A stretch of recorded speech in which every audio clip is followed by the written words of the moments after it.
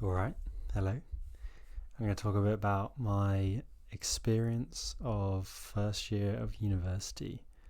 So, I study engineering at the University of Warwick, currently in my third year, but I think it's nice to reflect on previous years. So, the first day I arrived to uni, I actually already had a job lined up. So, there were these group chats where you could enter these group chats to know who your flatmates were.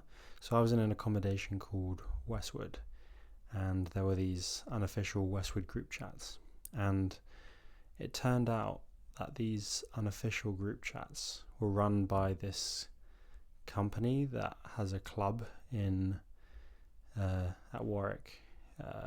The club's called Assembly, and they'd set up these group chats, and then in the group chats they'd advertise jobs and stuff. And one of the jobs was handing out flyers for the club, and I happened to organise work on the very first day of uni, and it was actually a really fun job. I'd just go around all of the accommodation blocks and I just handing out flyers. It was so satisfying because on the laminate flooring you kind of just flick them under and they would just spin into the rooms. And it was nice because I got basically a free tour of campus, and I also got one of my flatmates involved the second time I did it, so it was nice. But we had to, because it was an unofficial, because what the club was doing is they were advertising official freshers events when it wasn't actually official, and I don't think Warwick liked this, so we kind of had to avoid campus security. Like, there were certain halls, like there's one called Bluebell, which is known for where most of the rich international students go, and there's a load of security around there in Freshers Week, so we basically just avoided Bluebell. And on the first day I actually thought I was going to get scammed because they were going to pay us in cash, and then they didn't have the cash on them, and then we were like, well, how are you going to pay us? So, because there was no contract I signed or anything, and then we got the guy's Instagram as like collateral, so if he didn't pay us, then we'd, like, I don't know, do something to his Instagram.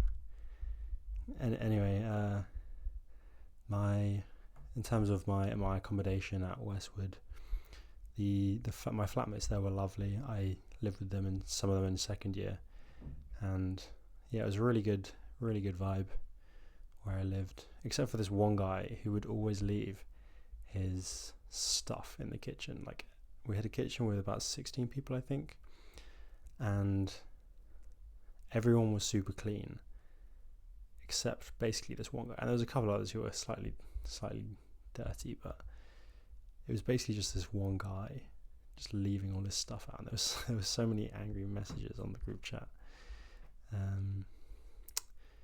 And yeah, so Freshers Week, I'll talk a bit about that.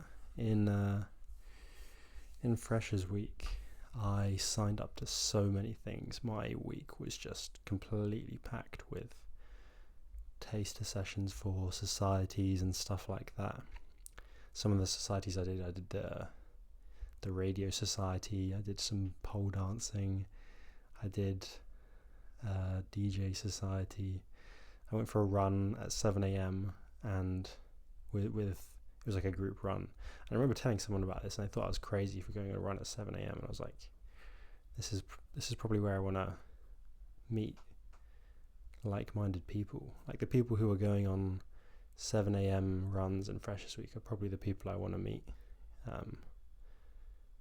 But yeah, so I had a great Freshers Week. But because I don't drink alcohol, so I didn't go crazy in Freshers Week. I did go clubbing a couple of times. I actually didn't know what clubbing was before I came to university.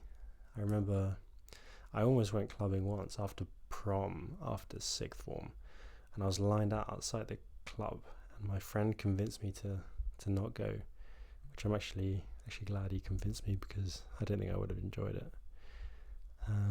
But in Freshers Week, I didn't really know what it was, but I still enjoyed it so. But like I was just dancing with these people I just met, and I think it was the very first time I'd been around drunk people my age, and I thought it was quite funny actually. A lot of people find drunk people insufferable, but I think it's kind of funny. And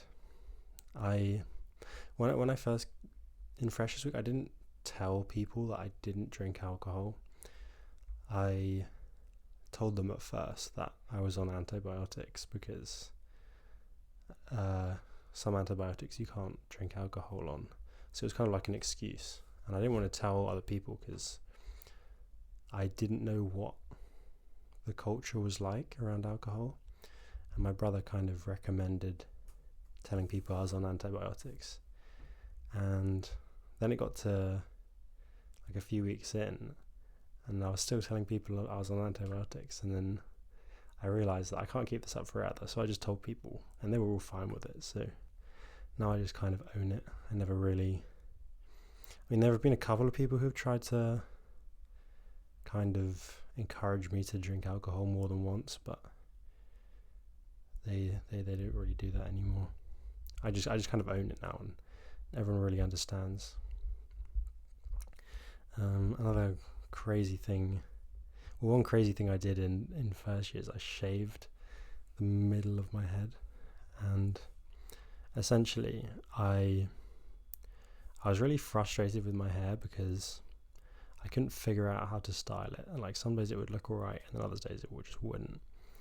And when I'd go to the barber, sometimes I'd just get the most horrific haircuts, like not intentionally, but I just didn't know what to ask them properly. So I was kind of frustrated.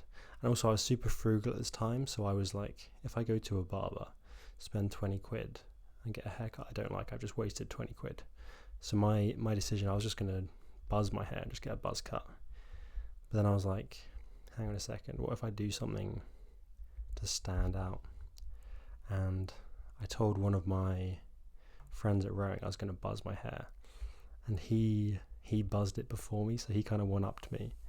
So I was like, okay, I'm going to one-up him. So I just shaved the middle of it. And I also kind of wanted to prove that I didn't have much social anxiety,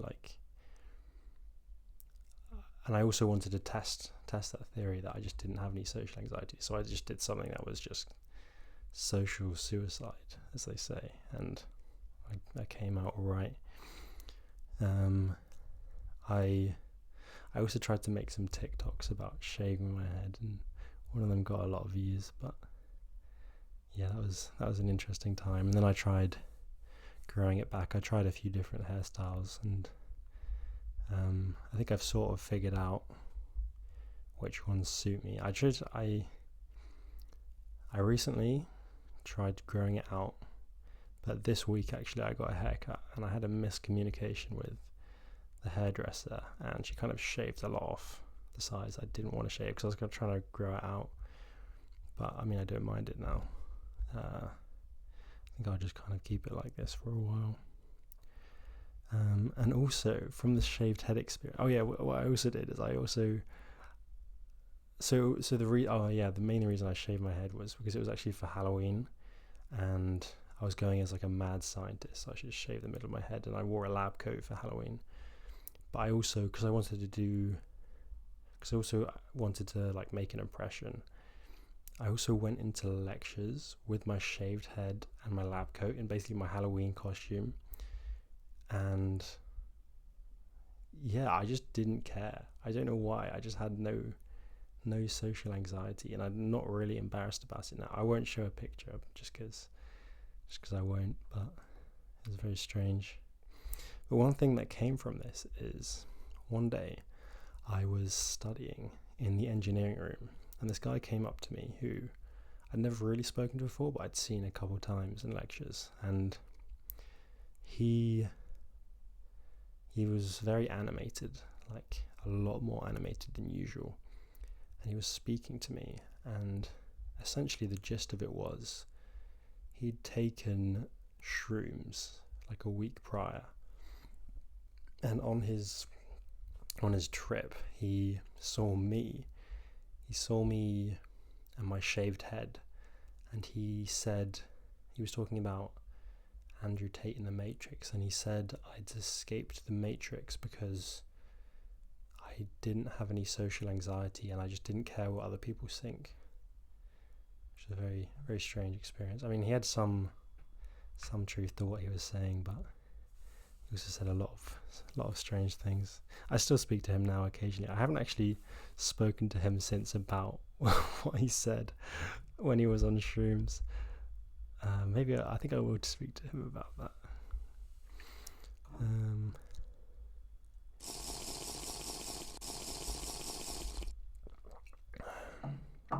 So in terms of my studying, it's actually a big topic. So I didn't do very well at all for the whole year. Actually, I really struggled, and I couldn't figure out why, because the actual content. So in A levels I did really well, and I studied quite hard for A levels, and I thought university would be similar level, and I'd find it quite easy, and I'd get a first easily. And it got to first term, and I don't know what it was, but my motivation to study was non-existent, and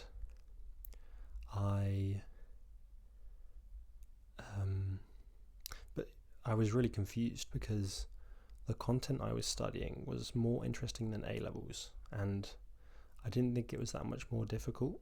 In hindsight, I actually think it was more difficult than A levels, but I was really confused at the time because I just wasn't doing any work. And I remember one time I was like, okay, this is not working. What do I do? So I thought back to A levels, and in A levels I used to go to the library every day, and that would help me revise so much more. So I went to the library to do some work, and I was like, okay, so I'm going to do some actual studying. And I sat there, and I just couldn't do anything. I couldn't bring myself to study the content, and I just went home that day, and I was like, what is going on? And I kind of just lost all hope, and I was going to drop out, and I didn't want to tell my family because I would have just been so full of shame, and I just wasn't very open with them. So I remember planning out what my life would be like if I dropped out of university and I didn't tell my family. So I remember planning like, oh yeah, I'm going to have to get a full-time job, I'm going to pay council tax and all of this stuff. And I never gave up. I just kind of, I got these bursts of motivation where I think during the holidays, the Christmas holidays was my first burst of motivation, where I'd do a decent amount of work for a week. It would just get me enough work that I wouldn't fail completely everything, but I did fail a few things. I failed a few things, which was such a contrast from A levels where I'd do everything perfectly. And I think I'll talk about another video how I kind of fixed these habits, because it kind of came in second year where I fixed all of these bad habits. I think that's I'll end it there on studies, but also the highlight of my first year experience was rowing. So I did rowing society, and I did it. It was I just loved how I could commit myself to it, and we'd train quite a lot. I think I averaged like 7 days a week training for it, and it had such a nice community. Everybody gyrate! Oh, someone's clearly not in charge. We went to all of these events. We had an Easter camp where we went to Chester, and we just rowed basically for the whole thing. And we did, so there's the highlight of the university bucks. The highlight of the university rowing competitions is something called bucks, and there's 2 bucks events. There's bucks head and bucks regatta. Bucks regatta is the main one. That's in summer, and I got picked for bucks regatta, and we actually came 3rd in that, which was like a massive thing.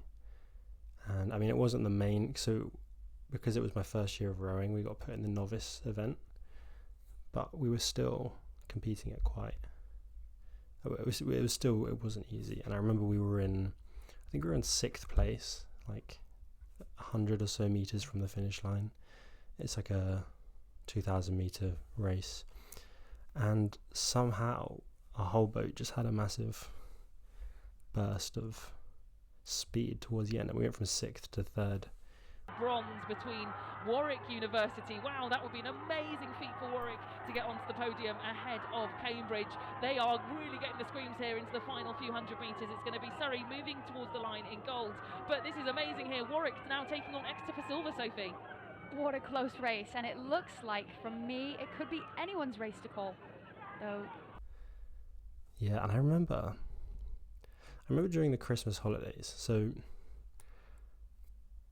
we had a training schedule over the Christmas holidays and the Easter holidays as well that we had to do whilst we were at home, and some of it required you to do 2 trainings a day, one in the morning, one in the evening, but I didn't want to do that because I had to cycle to the gym.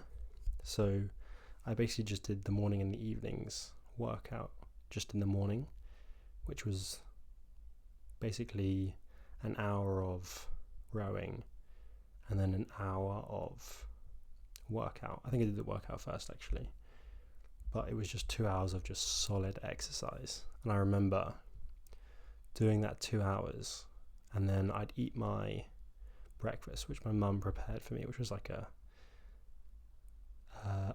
was like a pasta chicken salad, and it was really nice. And I think those times where I did 2 hours of intense exercise followed just by eating, I was so peaceful whilst I was eating that meal. I don't think even now that I've been meditating a lot more, I don't think I've ever felt as peaceful as that, because I did quit rowing at the end of this year, at the end of first year, but I want to try that again, just like 2 hours of solid exercise in the morning and then just relaxing for like half an hour.